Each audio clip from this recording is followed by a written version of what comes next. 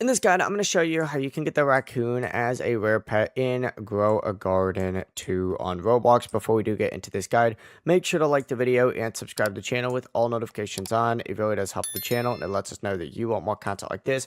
We'd greatly appreciate it. And if at any point throughout this guide you did have any questions, just ask them down in the comment section below and we can help you out further. I'm going to be doing my best to reply to every single comment down there. Now, rare pets are extremely hard to find, especially here in Grow a Garden 2, and that includes the raccoon. So essentially what you need to go ahead and do is just use any pet or item that increases your viewing distance or gives an indicator when a rare pet is nearby. That's going to be the owl. If you have multiple owls on, that's going to actually technically increase your chance of getting this raccoon. But once you have those equipped, walk around the map and just keep checking the area until you see that raccoon or any rare pet, actually appear. For example, that raccoon can take a while to find. You just need to keep searching for it for a little bit. Obviously, you have better items that allow you to move around a little bit faster.